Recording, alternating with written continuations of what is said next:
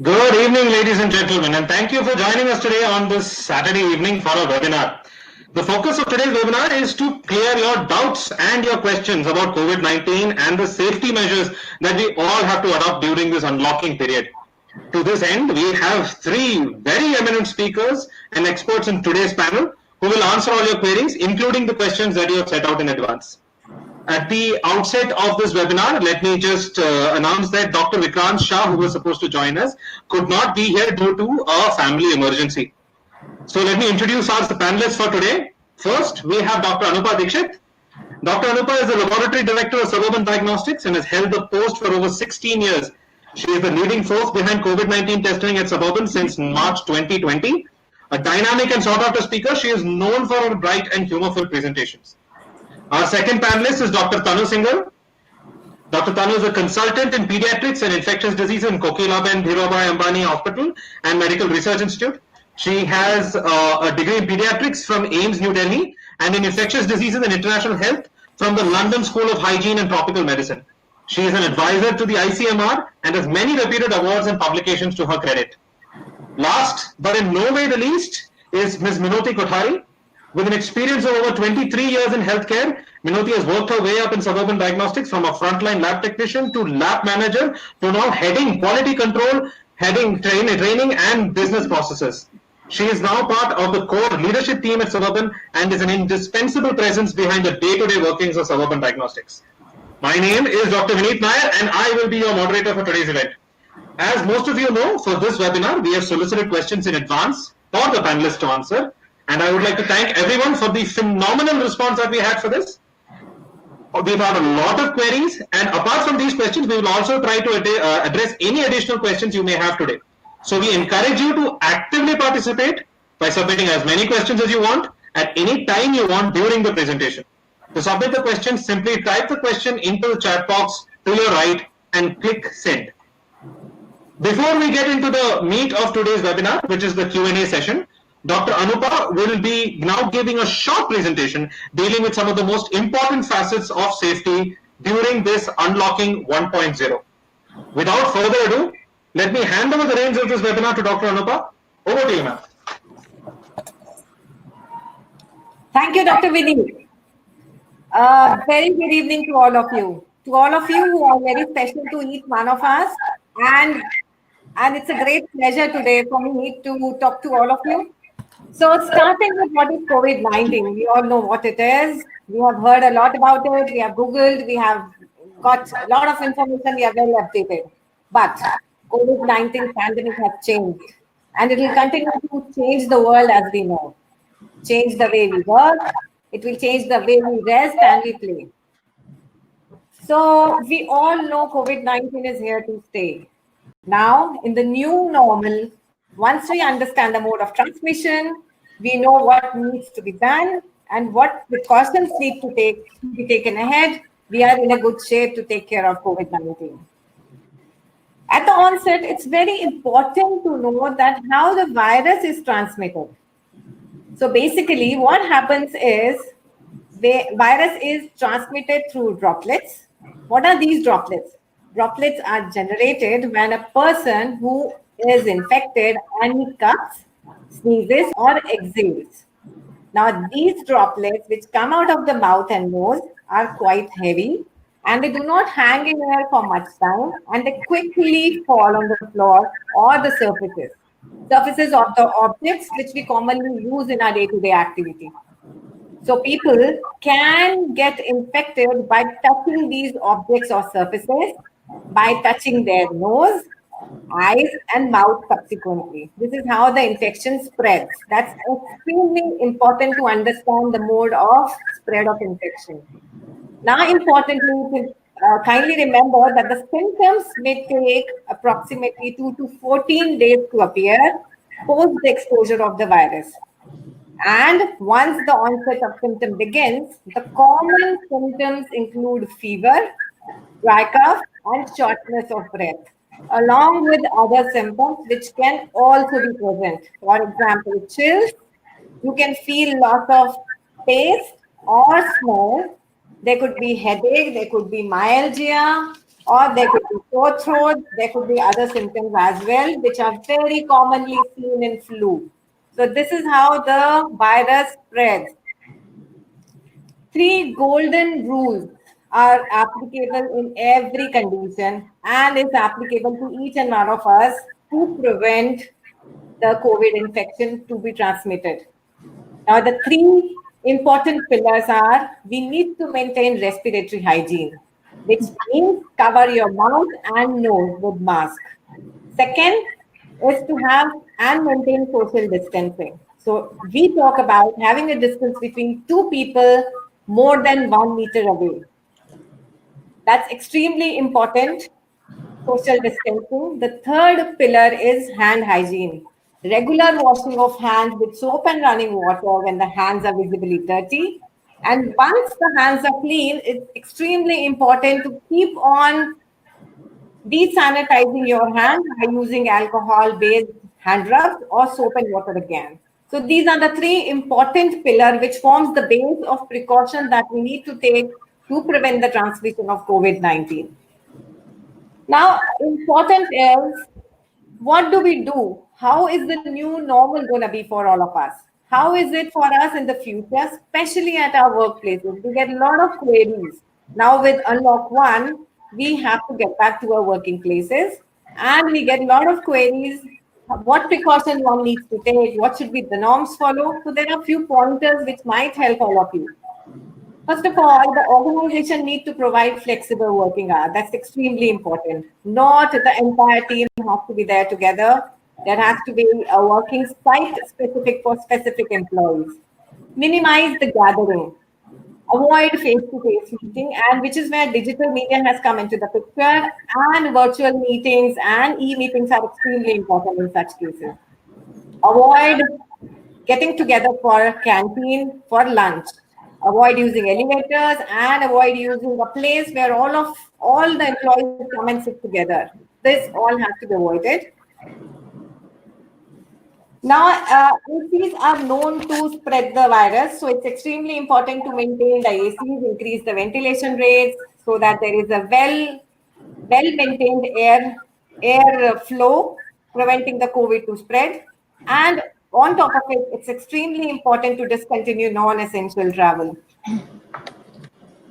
Now, frequent temperature checks at the entry point is very, very critical, because at least in this way, we can screen those patients who are symptomatic and are febrile. Although this is not a complete solution, because asymptomatic carriers cannot be segregated with this method. Still, a lot of symptomatic patients can be screened and can be moved aside. Reuse face masks which are torn should be avoided, and we should maintain adequate stock of masks in the organization. Implement hand hygiene, the respiratory hygiene, all these during the exit and the entry of the room is extremely important. Arogya Setu app is again a very strongly recommended app which one needs to download as per the Government of India as well. Now, providing continuous training to the staff, telling them this is how the norms are, this is how one needs to take care of themselves, is very, very important. Now, in this case, discourage the workers to use common areas in the office. Even if they have to use the printers, make sure that the printer is sanitized on a frequent basis. Always have a hospital or a clinic handy with you, just in case if the employee is symptomatic, we need to send the employee to the hospital. We should have the numbers handy with us. Always have a quarantine room or an isolation room, just in case if there is a symptomatic patient or an employee, you can segregate and isolate that employee immediately to prevent the infection to other staff workers. One more concern is about the schools and the kids. How do we continue studies? We have a lot of queries coming. Should the schools be opening? Should the kids be allowed to go to the school? But again, it's extremely important to understand that all the three pillars need to be maintained. The golden three rules need to be maintained. There has to be a proper disinfection and cleaning of the school building, classroom. The surfaces need to be cleaned on a frequent basis. The airflow has to be well, properly ventilated. Rooms need to be there. The food handlers need to be frequently checked when their examination is done. We should ensure they are not symptomatic, they don't carry the infection to spread to kids.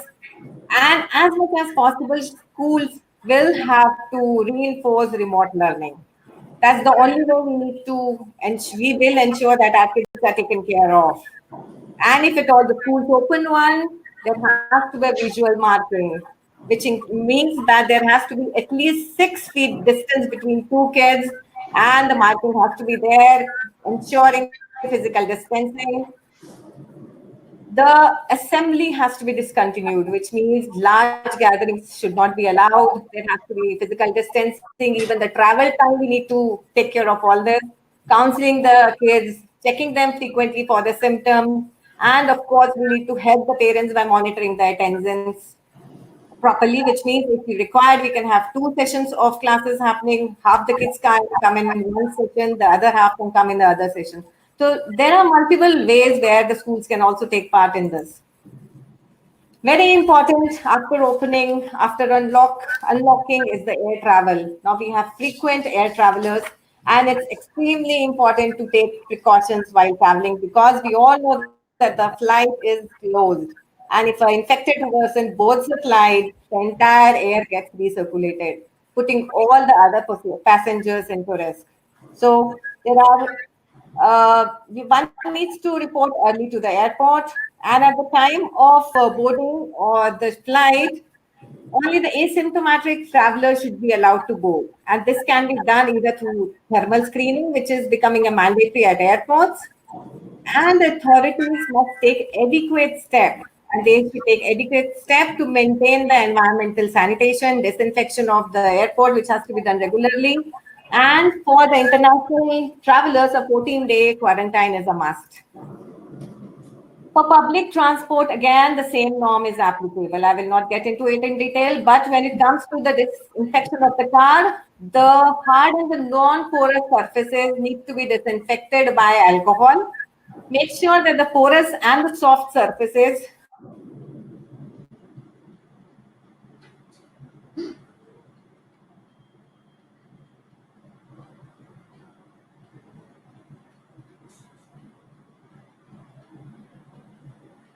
Hello, I think Dr. Anupa is facing some issues with her internet. So while she joins back, we will move on to some of the questions, some of the other questions that our other panelists can answer. Yeah, so Dr. Anupa is facing small internet issues, but we can move on in the meantime, so she can complete her presentation when she comes back. Right. So we have already some questions from people who have sent in.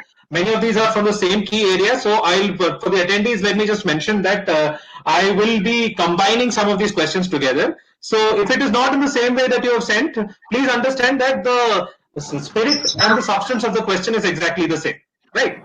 So I'll just start with Dr. Tanu. One of the most common questions that people have asked over this thing is, are there any measures to increase our immunity? So some people say vitamin C, vitamin D. Is there anything to increase our immunity? Yeah, so Anupa has actually joined the room. Do you want her to, or should I go I think ahead? we can just answer the question and then we can pass it on to Okay, Dr. so Anupa. I think, sorry. Yeah, ma'am. So we just, in the meantime, we have just asked a question to Dr. Tanu. Once she finishes, then you can complete the presentation. so actually, there is no real data to support the use of vitamin C, vitamin D, and zinc in immunity boosting against COVID. So, but there's no harm either. So I would say that, if you can, and these are things which you can do to generally improve your immunity. So, but one thing you must remember about vitamin D is that you can't take excess of it without a doctor's prescription. So be careful there. But there's no data to say that these will actually improve your immunity. You can do them, you can take your vitamin C, zinc, etc.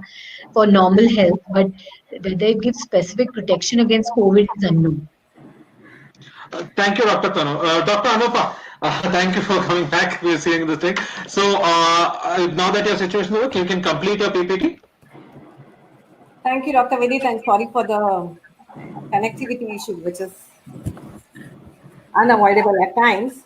Coming to the next very important question, which we've been getting questioned on, is about the use of gloves. Should we be wearing gloves in public places or should we go bare hand? So it is very important to understand that the glove have a tendency to capture or gather COVID-19 virus. So it's equivalent of not wearing glove. What is essentially required is hand sanitization. If you don't wear glove and sanitize your hands frequently, it helps. Gloves are not mandatory to be worn. How do we disinfect our home? So it's very important to understand there are only two materials which are going to help you in disinfecting your home or household stuff. One is sodium hypochlorite or bleach. Second is 70% alcohol. These are the two powerful disinfectants which are known to help you sanitize your home. So hard surfaces, plastic, wood can be sanitized by sodium hypochlorite. There is a prescribed concentration that needs to be used. We can refer and get that. And the soft surfaces can be laundered, which includes your sofa. Whereas in electronic surface, please do not use hypochlorite because it will not be good. And in that case, alcohol-based wipes are strongly recommended. Food safety. Lot of queries, lot of questions coming on how do we handle the food? What do we do? Should we wash it with sodium hypochlorite or should we use sodium potassium permanganate? There are a lot of queries coming on that. So the only way we can handle our food is to wash them thoroughly. And before washing the food, make sure that you wash your hands first with soap and water. Plenty of soap and water. Wash your fruit and vegetable thoroughly with flowing water and it's ready to go, good to go. Now, what do we do when we go out for shopping, the grocery shopping? So it follows the same norm. The hand hygiene, respiratory hygiene, and social distancing. Keeping that in mind, please feel free to go out shopping, but make sure that once you are back, your hands are thoroughly washed. Do not touch your eyes, nose, and mouth, because that's the mode where at all, if there is infection, might enter you. So avoid your touching of your eyes, nose, and mouth, and keep on washing your hands as much as possible. Again, important query comes regarding handling of the coins and the banknotes. So in such cases, there is no confirmed evidence which supports that COVID-19 can be transmitted through coins or banknotes. However, since we know how the transmission happens is through the droplets which fall on the notes, might contaminate and lead to infection. So ensure that whenever you handle notes or coins, you sanitize your hand thoroughly. So this is how it is. A small brief on few questions which keep on coming to us, commonly asking about how do we take care of us. And trust me, it's a normal long journey for us, which is quite different, wearing masks, and the norms need to be followed for a healthy future life. Thank you, Dr. Bhumit.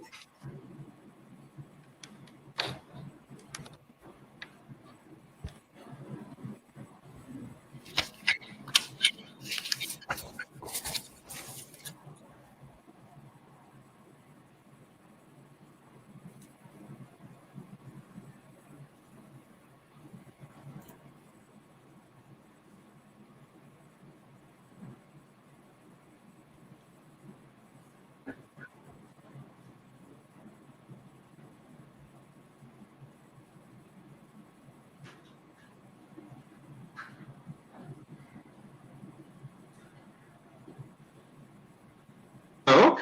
So now we'll be moving to the Q&A session. So the Dr. Tanu has already answered one of the questions. So we'll now move to Dr. Anupa. One question that has come quite often is which mask should we use? Because there is a lot of confusion about which mask to use. So as a general public, for a general public person, what mask should they use? It's a very interesting and important question. For this, what we need to understand first is the size of the virus. So the size of the virus measures around 100 nanomicrons in diameter, which means anything which is smaller than that porosity should be used. But we have two masks available with us. One is N95 mask, the other one is a normal surgical mask.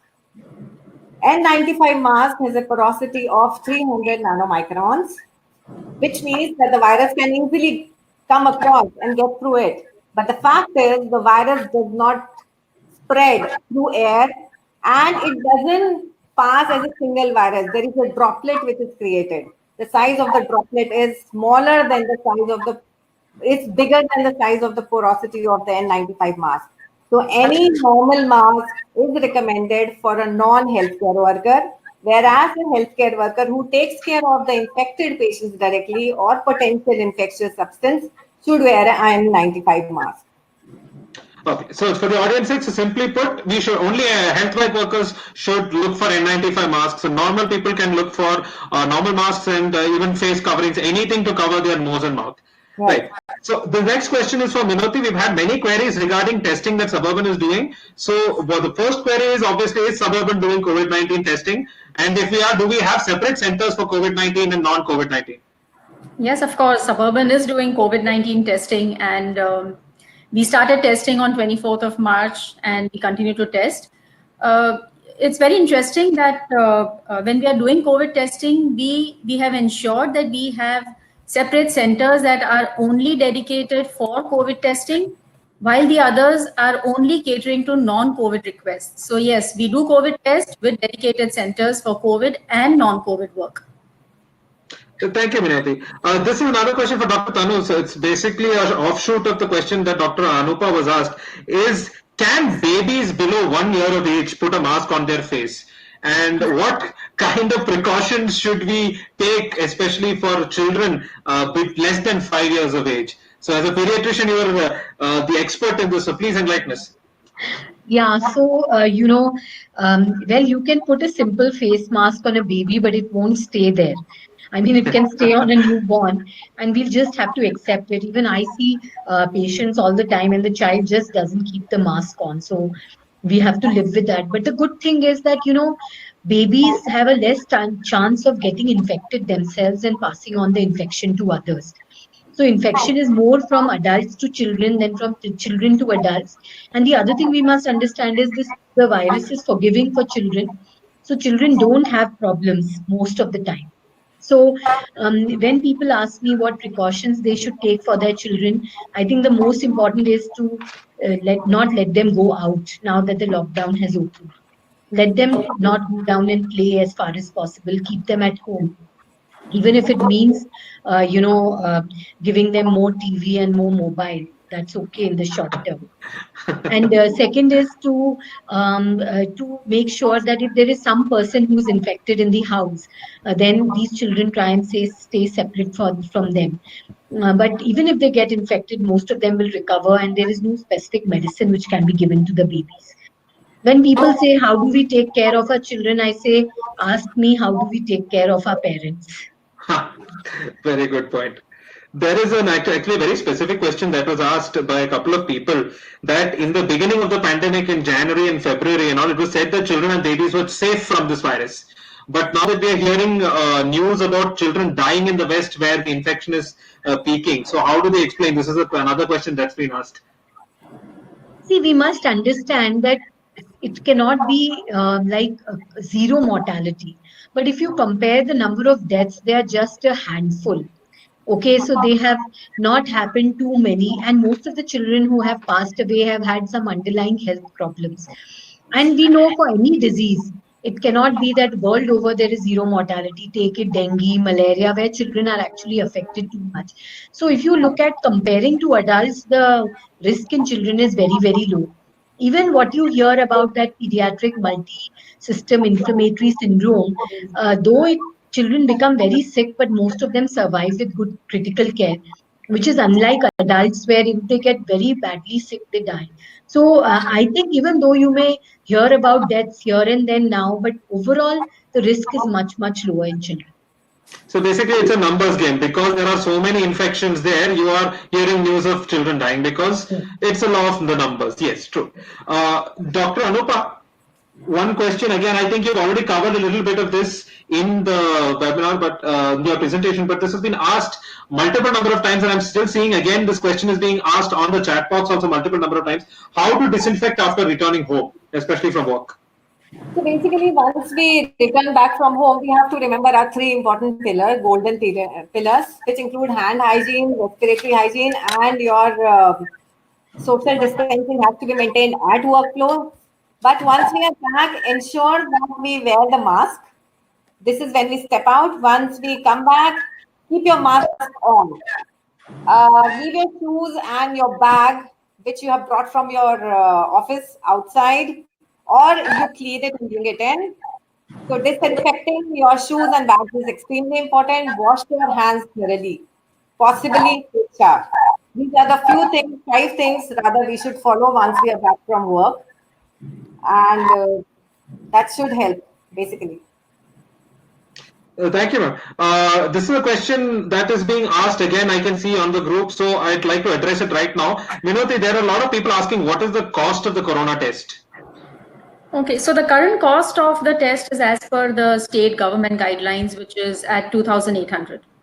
2,800. So that's the maximum upper limit. Nobody can charge more than that. As of now, yes. Okay. Another question that's coming quite often, I'm saying this like for the 7th time on the chat, is home visit possible for COVID-19 test? Absolutely. Home visit is possible with certain criteria put in place. So we do home visit where one has come in high risk contact with a known COVID positive lab confirmed case, where they can do a self declaration and request for a home visit through our online booking process. Home visit is also possible where one is unable to step out to reach to any of our centers in case of certain patients who are immunocompromised, undergoing chemotherapy or dialysis, or are immobile. Yes, home visit is possible. Yeah. So right now in Mumbai, you can have home visit under these conditions, yes? Yes, yes. And the upper limit of the cost is 2,800. I hope that clears up the question. Quite a lot of people have been asking the same question, so I thought I'd address it right now. Sure. Dr. Tanu, another popular question that was asked over the mail was, what is the role of HCQS? We are hearing a lot of different things. What is the current scenario? So one thing is that HCQS is definitely not for the lay people, neither for prevention nor for treatment. So please don't self-medicate on HCQ. As far as medical people are concerned, there is some data that it protects healthcare workers. So those people are given HCQ. And also, if somebody has COVID in the house, then the family contacts are given HCQ as per the ICMR recommendation. As far as treatment of COVID is concerned, I think there is sufficient data to say now that for moderate to severe COVID disease, HCQ does not benefit.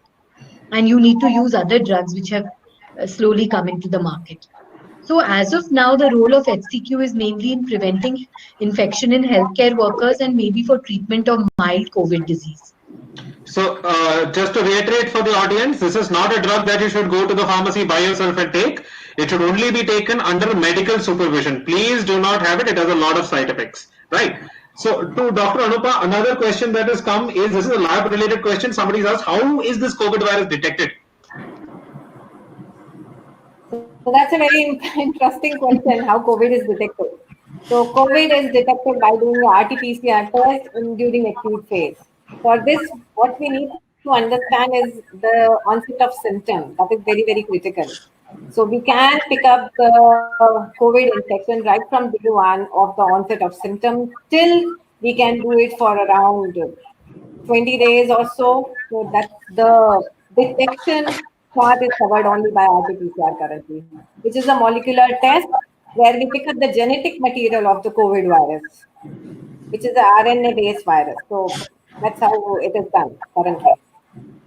So basically, if somebody wants to have a COVID test done, they will have a swab taken from inside their nose and their throat, and then you will extract the genetic material from that and detect the virus, yes? Absolutely. Yes. Apart from swab, also we have other materials which can be collected, and we can be using that, where sputum can also be done, nasopharyngeal, bronchoalveolar, which is the material taken from the lungs, can also be used. So there are various other samples. So but the principle is the same for all of them. All of them use the same principle. Remains the same. Depending on varieties of sample, you still do the same RT-PCR test to pick up the virus at the early stage. Thank you, Dr. Anupa. Dr. Tanu, again, this is a question that has been asked now and still being asked quite often. Is there any particular sequence to the symptoms? What are the symptoms? And is there any particular sequence to the symptoms? Does one symptom come before the other? What should we be looking for? What are the symptoms? So can you enlighten them on what exactly they should be looking for? So, different people have different symptoms. All people may not have all the symptoms, and they can come in any order. So you may have people who have fever first, and then after 3-4 days, they get a sore throat and body ache. There may be people who only have body ache and sore throat, and then they get fever. There may be people who just lose their sense of taste and smell. So, you have to understand that you should know the symptoms, which are namely fever, body ache, weakness, sore throat, cough, breathlessness, loss of taste and smell, diarrhea, and vomiting. These are the various symptoms, and they can occur in any order or in any sequence and in any severity. So basically, it's very difficult to point out from just the symptoms whether it's the patient has COVID or any other disease which can cause something similar, especially in this rainy season. So, all I want to say is that for the past 2 months, whatever patients we've been seeing with these symptoms have been COVID. Okay. So But maybe it will change now in the next 1 month with the rains. The But rains if coming somebody in. has any of these symptoms, it is COVID. Ha. Thank you, Dr. Tanu. Minoti, this is a question for you that has come in. Is what is the procedure of getting a COVID test done in Suburban Diagnostics? Can anyone without any symptoms walk in to get tested? So there are currently 3 criteria basis which one can get a test done. Either you're symptomatic, then it makes it very easy. The doctor will write a prescription in a particular format that we have put up on our website. The second case is when you're asymptomatic. So if you're asymptomatic, meaning you do not have any COVID related symptoms, but you need to get a test done because you have to undergo a surgery. So in case of a pre-operative, you can get a test done. Or you can get a test done when you're in case of pregnancy. So just a week before delivery, you can get a test done. Now, recently they have also allowed COVID testing for high-risk contacts by self-declaration, which means if I have come in contact with a known COVID positive, a lab confirmed case, then I can declare that I have come in contact and I need to get a test, and we can do a test. So these are the 3 currently available options for COVID testing. Although we have also, requested, we have put in a request to the government, to the BMC, saying that do make testing a little more easier for our housemates, our helps, our drivers. So we are hoping for a positive response on that. So in Mumbai, at least, these are the guidelines right now. I think different states have different guidelines. Sure. But for Mumbai, as Minoti has said, these are the guidelines. Only not everybody can get tested at the moment. Only those with certain criteria. Another question, Minoti, that's come is: are Suburban presently doing cardiology, radiology, pathology, preventive health checkups, or have we stopped those? No, absolutely. We are back to our normal services. We have opened up all our functions, including cardiology, radiology, routine blood tests, everything. We are back to normal in terms of providing services. Okay, so everything's back to normal, at least in that aspect. Yes. The new normal. Dr. Anupa, this question is again come right now on the chat box and also been asked before. Can we wear masks while exercising? That's a very interesting question. But the only point is one should discard the mask the moment the mask gets either wet or get dabbed with the water or it is torn. So if you are exercising, definitely the mask is going to get wet very soon. And so which is why the longevity of the mask may not be very long. This is one reason we cannot be wearing masks during exercising. Second would be while exercising, your air intake is more. So in case your mask is wet and your intake is more, probably you may not be able to breathe well. So not advisable. Ideally, not advisable. Not advisable. So yeah, Dr. Tanu, you were saying? Yeah, so it depends where you are exercising. So at the moment, gyms, etc., are closed still. So people will either be exercising in their homes or they might be exercising in the park, the society area. So here I don't think they should wear masks at that time. Right. They should try and do it in their house without a mask. But social distancing should be still maintained. Yes. Physical distancing. I think we should use the term physical distancing here. That distance should be kept, right? There are also a lot of questions that people are putting up asking about the centers where Suburban does COVID testing.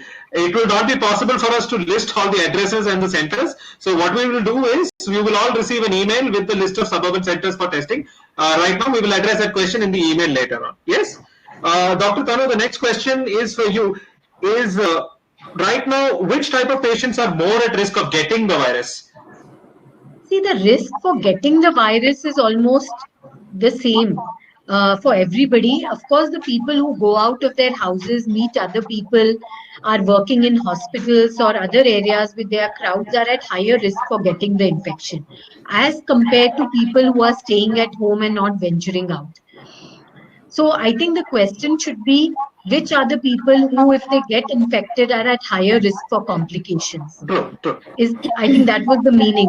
So there, I think the people who are above age 50 or 60 years, those who are men, those who are overweight, those who have diabetes, those who have blood pressure or other heart problems, those who have kidney, liver disease or lung disease, these are the people, if they catch the virus, then they are more likely to have severe disease as compared to healthy young people. True. So just to summarize for the audience again, everybody is at an equal risk for getting the virus. But how you respond to the virus, how do you respond to the virus, how severe is the disease, depends upon a lot of other factors like your age, like whether you have some other condition, underlying conditions and whatnot. Dr. Anupa, one question for you that has come is, should we wear a mask at home? So, if you feel you are symptomatic and you have a tendency of exposure for COVID when you are out at work and you are not sure about the health status, then it's advisable to wear mask. So, there are cases where if you feel you have sore throat, you have change of taste or smell, and if at all you have a history of exposure with a lab diagnosed known COVID patient, and you have still not got your test done and you are quarantined at home, please wear a mask. Wait for 5 days at least because that's the median incubation time. Wait for 5 days and then get yourself tested. Meanwhile, you need to wear mask at home and maintain the social distancing as and when applicable with your other house members. Thank you, Dr. Anupa. I can still see that people are asking the same question again regarding whether, so as Dr. Tanu has already said, people with underlying conditions like diabetes, hypertension have more risk of complications. So that is an established fact, and that question has been answered. So then I'll just move to Minoti. One question that has been asked again regarding is what is Suburban doing to make sure that any patient who visits a center is safe? Okay, so this is a very, very important question. We are doing a lot. We've improved a lot in the way we are providing our services pre-COVID and post-COVID. So I think I'll touch upon main 3 areas where we've really worked upon. One is our internal staff, our employees that we look into. The second area is into the infrastructure of our locations. And the third important aspect being our patients that walk into our centers. So like I mentioned earlier, the most important point is that we have segregated our centers for COVID collection and centers for non-COVID work. Now, the list of centers, I think you asked Dr. Vineet prior to this, that a lot of them are asking about the list of our centers. It is available on our website with their timings and online booking and all of that is possible. So please go to our website and you'll find all the details easily available there. With regards to our employees, the first and foremost, what we did was to create a task force internally with a team of doctors. We also have appointed employee health and safety officer at each of our centers. Their primary role is to ensure that whatever processes we have set in place are being adhered to by our team members. So if our staff is unwell, they reach out to our EHS officer and he's asked to stay home. He gets tested and only then is he allowed to come back if he tests negative. The other aspect of allowing an employee to come to work is by keeping a check on his Arogya Setu app. I request each one of you all to please make sure that the app is updated at all times so that you get an idea of how is COVID behaving around you, where you are. If a staff is shown not fit or in high risk on Arogya Setu app, he is not at work. We have shifts that work, during the day. So it is taken over, the role is taken over by another staff, by another shift. So we do manage work in that manner. Also, temperature check is done for all our customers as well as for our staff before they report to work. Now, in terms of infrastructure also, we've made a few arrangements. we have created a shield, a partition between our registration desk and our customers, so that there is minimum, possibility of any transmission of virus, if at all. Our staff is always wearing a mask and gloves, and we also insist that our customers do the same. If they are not wearing, we offer them gloves and masks, and we make sure that everybody inside the center is well protected. What we have also done is there are markings on the floor near the registration area, as well as your customer waiting and seating areas. They are clearly marked as to which areas to be used. All these areas are also periodically disinfected with hypochlorite. The common areas such as washrooms, the chairs on which the customers sit, or the doorknobs, they are periodically cleaned and disinfected. We have hand sanitizers available at all customer touch points. We fumigate our centers regularly. So these are some to mention, precautions that we've taken at all our centers. That is a very comprehensive answer. Thank you, Minati. Dr. Tanu, this question is again being asked quite often, is that how long does a COVID-19 person remain infectious? As in how many days, to paraphrase some of the people who've asked the question, how many days does the virus remain in the body? So, we must understand that the test is detecting the viral RNA. It's detecting, but whether that virus is living or non-living, the test does not tell us. Now it is believed that once a person has recovered from his symptoms and 10 days have passed from the onset of the symptoms, these people are non-infectious. So for people who have recovered and 10 days have elapsed, they're actually non-infectious. Though if you do a test in their throat, you will keep picking up the virus maybe for up to a month and a half. But picking up the virus on the test does not mean that these people are infectious. And that is why, as per the new government guidelines, people don't need to be tested to pronounce them free of infection. That was a policy about a couple of months ago, but now if a person has recovered and 10 days have passed from the onset of symptoms, they are fine. Very clear answer. Thank you, Dr. Tanu.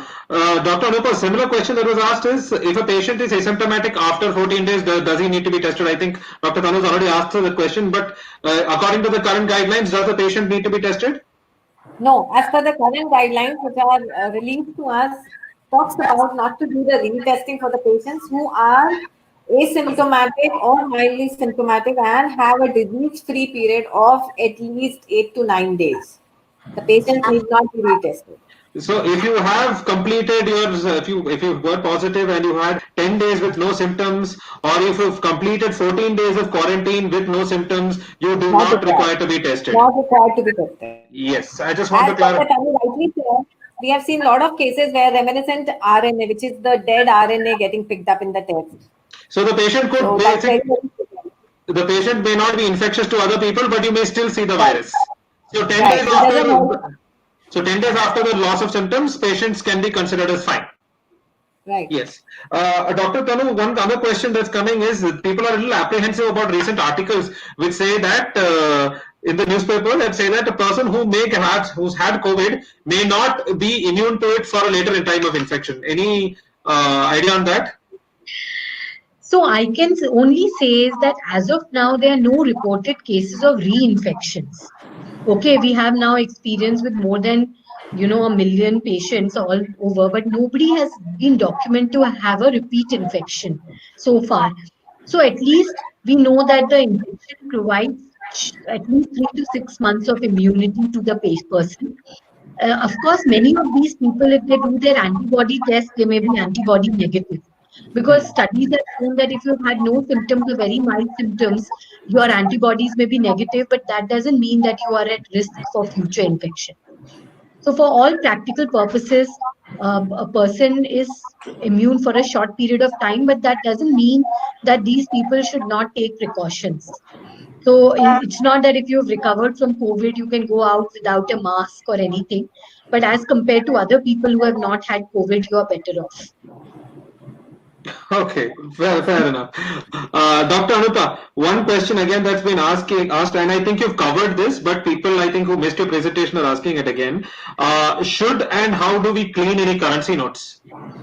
So currency notes, which includes coin and paper, which is the notes, are handled very frequently by all of us. And as we know, the mode of transmission is when somebody sneezes, coughs, or speaks, the aerosol will come out of the mouth and nose and will get deposited on the surfaces. One of the surfaces could be the nose. What do we do with that? So keeping yourself aware that nose might be a probable mode of transmission, what we need to do is wash your hands post your node or currency transaction is finished. Keep on sanitizing your hand frequently is the only way we can prevent the transmission through notes. And also, what we need to ensure is that we are not supposed to touch our eyes, nose, and mouth once we touch the notes. So that's how we need to maintain the distancing with the notes in a proper way and sanitizing the hands frequently after touching the currency. That needs to be followed. Thank you, Dr. Anupa. We are actually, so some people are still asking questions about HCQS and questions we've already answered. As Dr. Tanu has already said, HCQS can be used only for prophylaxis in prophylaxis in healthcare workers and for mild patients, and that too only under medical supervision. Please do not self-medicate. Another question that's being asked about is about antibody testing for COVID. Right now, the antibody testing has just been suggested by the government. We have not started doing it. It's not in practice right now. There is another question that Dr. Anupa, that people are asking is about groceries. What to do when they after coming from grocery shopping? So the same thing applies for the fruit, vegetable, and the grocery. We need to step out of our homes, follow the three pillars, pillars, which include hand hygiene, respiratory hygiene, and social distancing. Do your shopping, do your grocery shopping well.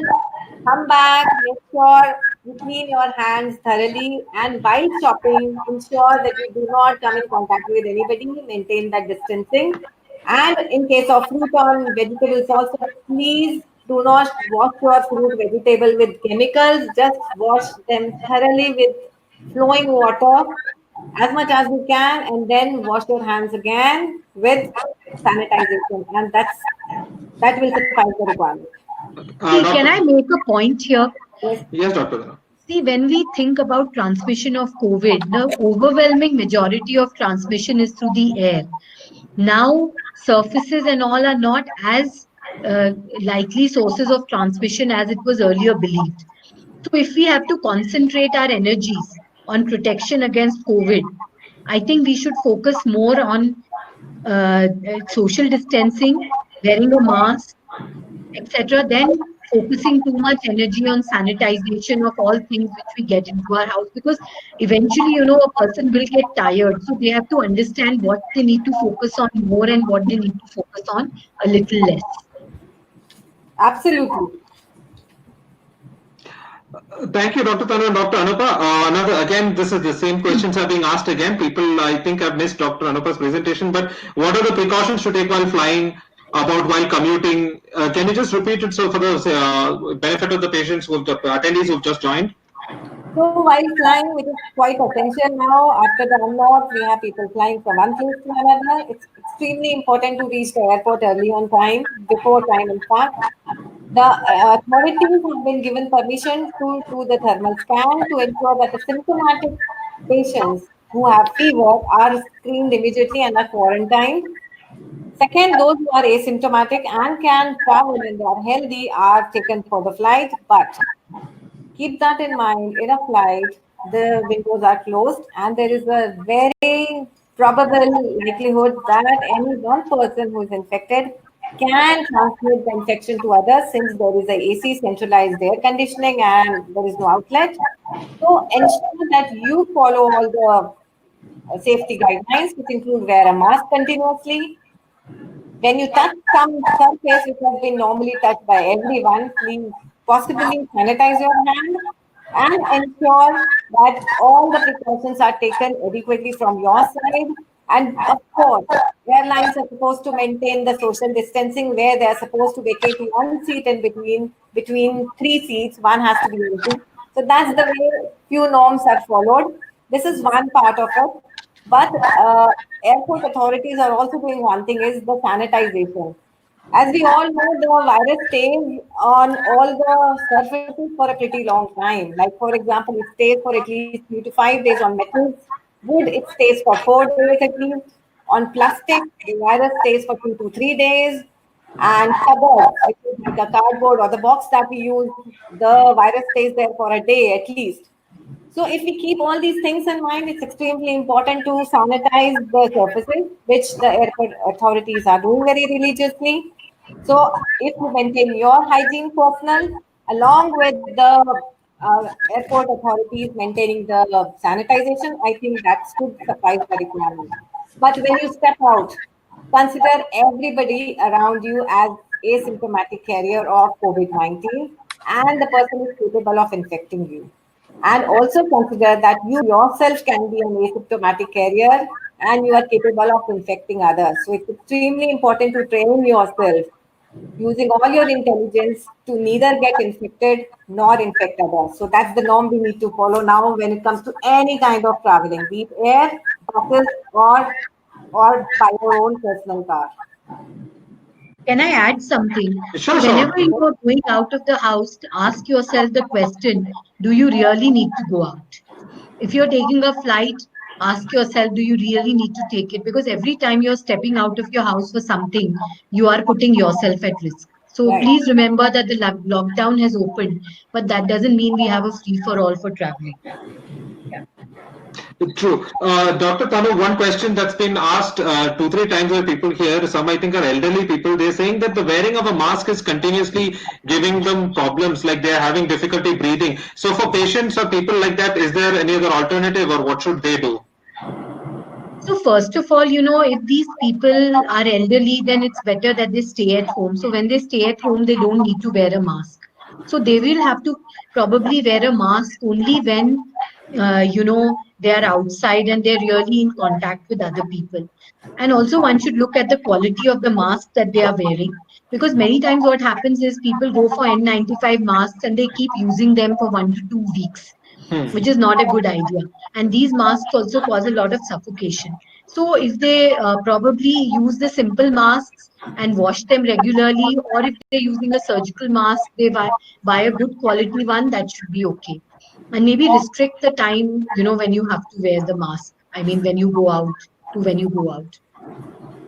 Okay. And for Dr. Anupa, this question is also coming up quite often is what to do about maids when they come in the home? How do we make sure that we are safe when we are having a household help or somebody coming in home? This is a quite commonly asked question I can see right now also. Actually, this is the Yeah. most sensitive question nowadays and a very touchy question for all the building residents because this is a deciding factor and we have to decide how do we allow the maids to come back to work. So Hmm. it's a long discussion which we can have on this. Basically, if you have somebody coming to your place who is coming from outside, you definitely need to ensure that the person doesn't carry the COVID-19 virus. You can at least get RT-PCR test done for the patient or the maid whom you are getting inside the house. But kindly keep this in mind, the maid can still become infective or can come COVID positive after 2 days also. Maybe she is in incubation period. Maybe we are not able to pick up the virus when we do the test. So there is a strong probability. Also, what can be done is you can get a physical examination done by a physician ensuring that she doesn't have any symptoms. And a few other protocols can be done. Ideally, it's good to keep the maid for 24 hours and strict norms need to be followed where she doesn't go out and venture out in the market and come back home. Maintain few decorum when it comes to the safety measures. I think we should be able to handle the situation, but a lot depends on the family who is getting the maid and the society and the buildings have to take a call on how we want to follow the norms. But it's a very tricky question to answer because there is no method or no mode where we can ensure a complete risk-free condition in a maid where she is not infecting others and is also herself not infected.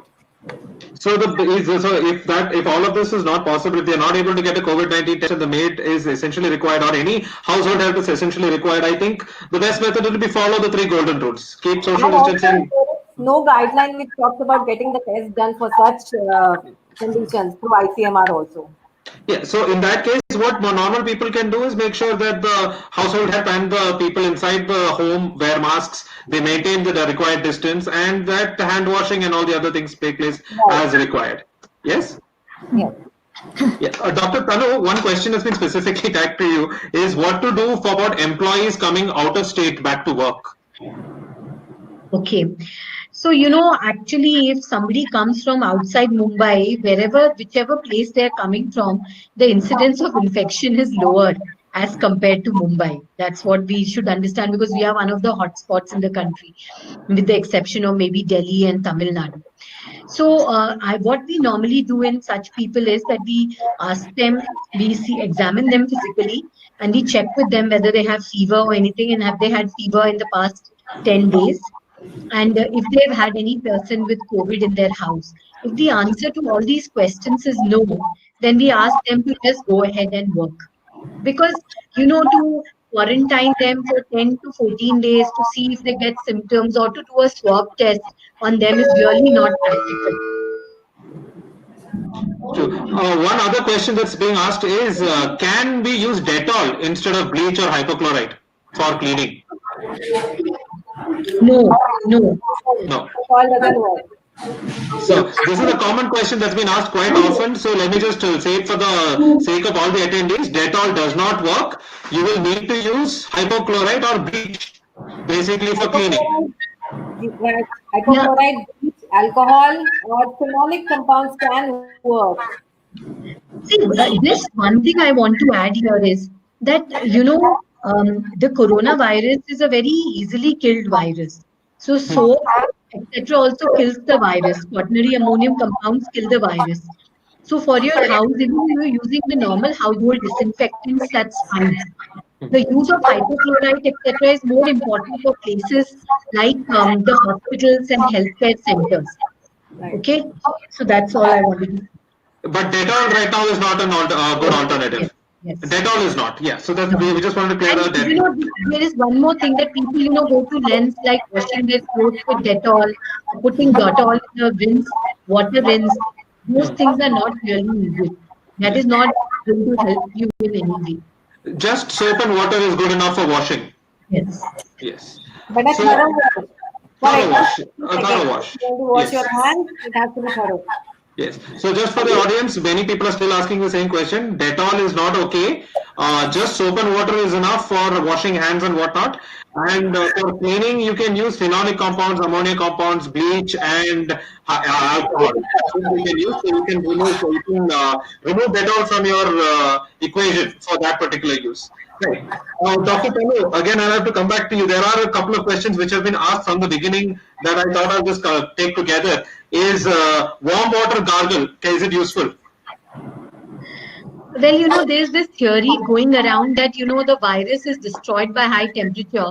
So if you're carrying the virus in your throat and you drink warm water, the virus will go away. That's actually not true. So while warm water may be a good health remedy, at least there is no data to suggest that steam inhalation or warm water gargles will kill the virus, because you must understand that once the virus it goes into your throat, it quickly enters the cell, okay, through the receptors. And once it's inside the cell, the water is not going to harm the virus. So that's a myth. That's a myth. So I think a related question about exposure to sun also has the same answer. It does not help in any way, fashion or way. This question is again to Dr. Tanu. There is the basic image of the corona pandemic is of somebody in a PPE taking somebody else's temperature at a public place. That has become the image of the corona pandemic. How effective is this temperature checking? Is it actually useful? No.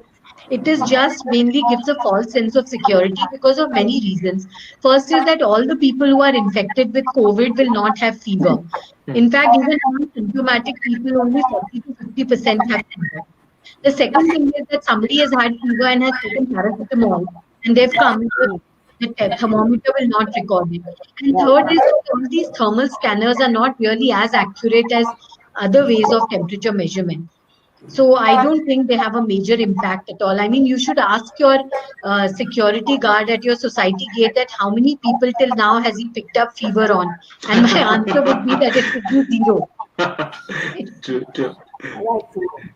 So basically, to sum up for this is just a confidence building measure rather than doing anything really effective, because you can't pick up corona cases just by checking their temperature.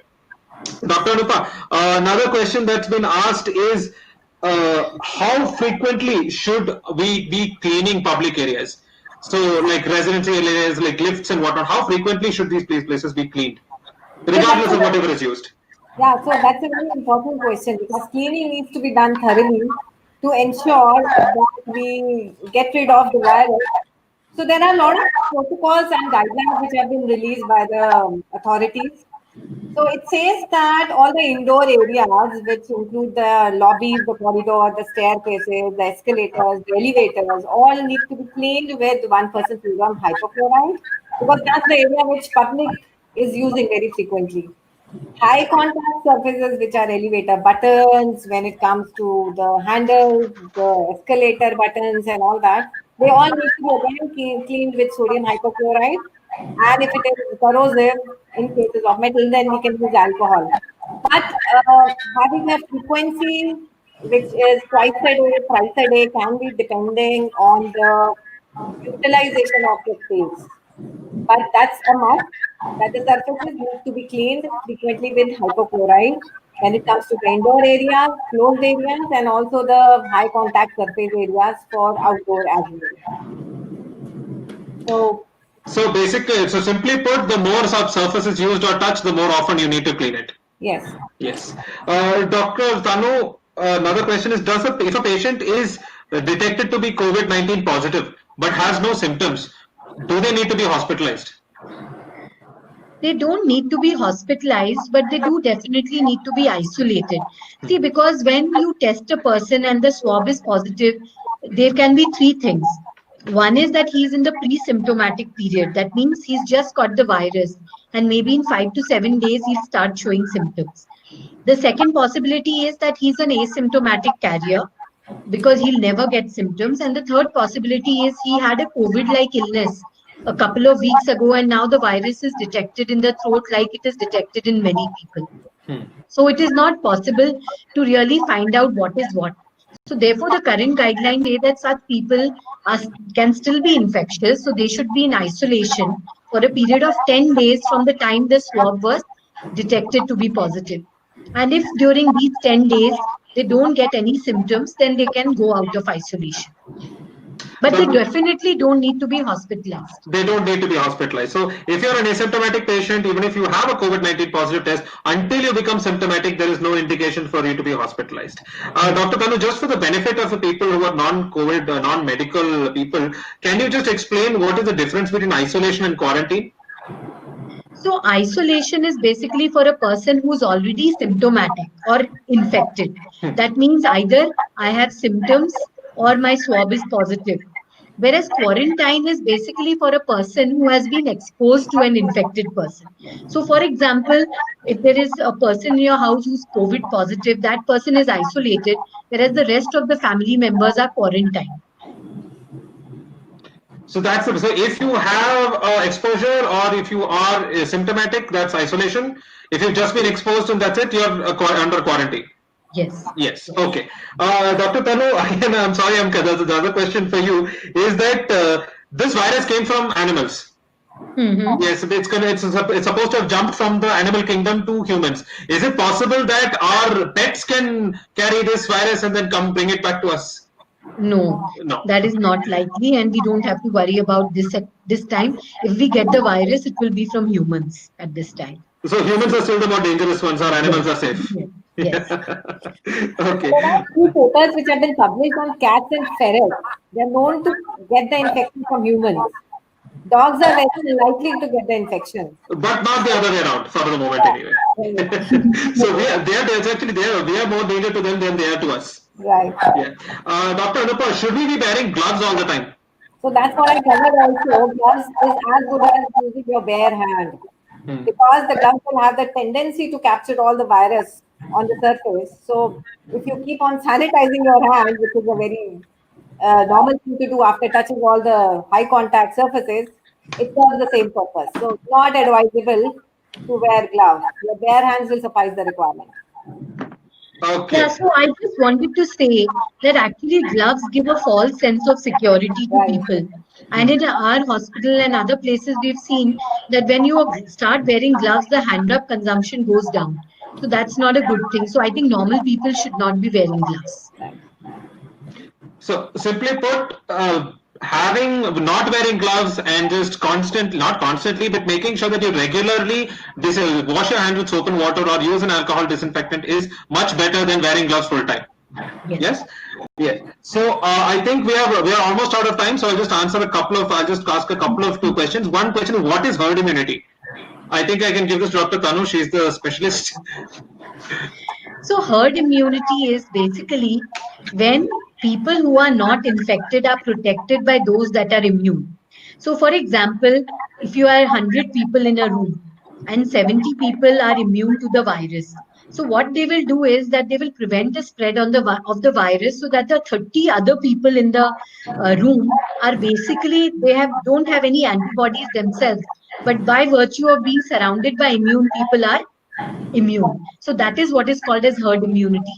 And it is believed for COVID that when 60 to 70% of the population is infected, the infection will die out. It will die out because the other people will be protected. Another question which was asked very early on by one of our attendees is that is there any safe way, like for chickenpox, that we can expose ourselves and gain immunity? It's a very good question, actually. So, many people often think that, let's get it over with. Okay, let's get infected and become immune, then we'll be fine. But there are lots of problems with that. The first thing is that if you get infected at this time, there is a crunch of hospital beds. So if you need hospital admission, you have to struggle for that. Two, we don't have that many therapies available now that will be available maybe 2 months from now. So if you get infected later, it actually is better because more options will come in. And third, there is also a possibility that the virus may mutate and become less virulent. Therefore, for every person, whether that person is young or old, it makes sense to delay the acquisition of infection to as late as possible. So nothing, so like we used to, like people used to have chickenpox parties in the old time. We can't have COVID parties. Yes, yeah. So that I think we have reached our time for today. We will not be able to answer. There have been a lot of questions. So just for the sake of the audience, let me just reiterate a few points. There are 3 golden rules. You maintain a meter's distance. You wash your hands regularly, right? And you wear a face covering. Keep the N95 masks for the health workers. They're already facing a shortage. Use normal face coverings and medical masks for yourself. Maintain common sense. Go out only when required. Travel only when required. And keep care of yourselves. So I want to thank all the panelists today for answering all the questions in so lucidly and such a simple manner. And to all the attendees for submitting their valuable questions and for spending this past hour with us on a Saturday evening. Let me end by wishing everyone a safe and happy weekend. Stay home, stay safe. Thank you. Thank you. Thank you. Bye. Bye.